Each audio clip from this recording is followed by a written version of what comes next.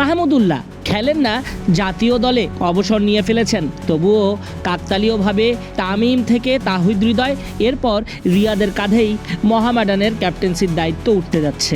মোহামেডান একটু বিপাকেই আছে। আম্পায়ারিংয়ের বিরুদ্ধে প্রতিবাদ করে তাহিদ হৃদয় তো 2 ম্যাচে খেলতেই পারবেন না।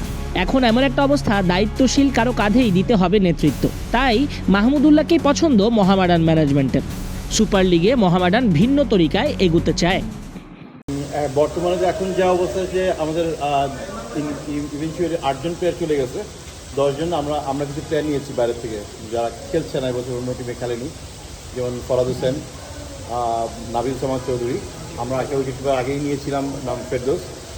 এই কয়জন আছে। আর আমরা এখন কথাবার্তা চলছে আমাদের বিজেন্দ্র রূপগঞ্জের তৌফিক খান তুষারের ব্যাপারে কথা বলছে। যদি হয়ে যায় আজকে হয়তো কালকে খেলতে আমাদের সাথে। আর মুস্তাফিজুর রহমানকে আপনাদের দলে ইনক্লুশনের ব্যাপারে মুস্তাফিজের সাথে কথা হয়েছে আমাদের, ও রাজি হয়েছে আমাদের টিমে খেলতে।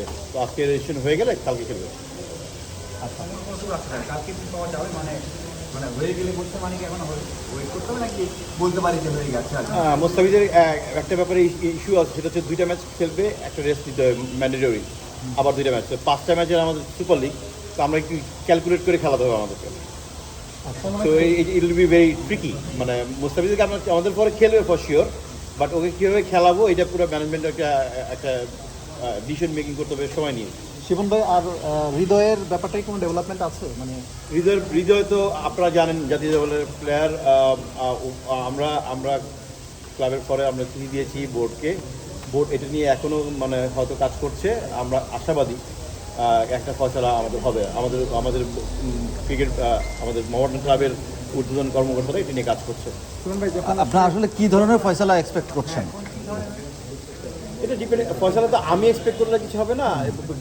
বোর্ড আমাকে দিবে, অলরেডি তো দিয়েছে 2 ম্যাচ সাসপেনশন এবং 80,000 টাকা ও ফাইন। এটা কি রিডিউস করে যে অন্যভাবে কি প্যানালাইজ করা যায় কিনা বা যে কোনো কিছু, এটা বোর্ডের ডিসিশন, আমার না। আবেদন তো করতে হয়। আপনারা কি আবেদন করবেন? আমরা যেদিন হয়েছে তার পরের দিনে আমরা মোহামেডান ক্লাব থেকে একটা মেল করা হয়েছে।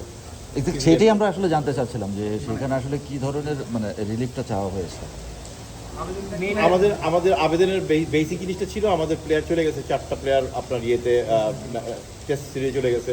আন্ডার 19-এর পরে ইমন খেলতে চলে গেছে। Tamim had an accident. Then আরও কিছু প্লেয়ার ইনজুরি আছে। আমাদের অ্যাকচুয়ালি দল গঠন করাটা 11 করাটা আমাদের জন্য টাফ।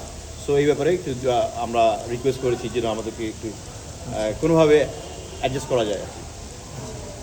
সেক্ষেত্রে ওভারঅল আপনাদের এখন টার্গেটটা কি এবং কি প্রত্যাশা করছেন সুপার লিগে, যেহেতু আপনার টপেও আছেন আপনারা যৌথভাবে? আমরা শুরু করেছিলাম একটা ডিজাস্টার দিয়ে যদিও, কিন্তু আমার ইভেন্চুয়ালি আমরা মোটামুটি আবার কাভার আপ করে নিয়ে আসতে পারছি। আমাদের ছেলেদের ওই জিতটা আছে এবং ওই লক্ষ্য আছে তাদের। আমরা সুপার লিগটা আমরা চ্যাম্পিয়ন হিসেবে শেষ করার ইচ্ছা আছে আমাদের। আমরা আশা করছি এটা করবো। অস্ট্রেলিয়া ইংল্যান্ডে দেখা যায় যে একাদশ টেস্টের জন্য প্লেয়াররা চলে গেলেও যদি একাদশী না থাকে তাহলে তাদের ছেড়ে দেওয়া হয় বিভিন্ন এসব সিভিল সব খেলার জন্য। মানে আপনারা কি সেটা চেষ্টা করবেন যদি এইটা আগে ছিল, এখন আর হয় না, বিকজ কনকাশনের একটা ইস্যু আছে।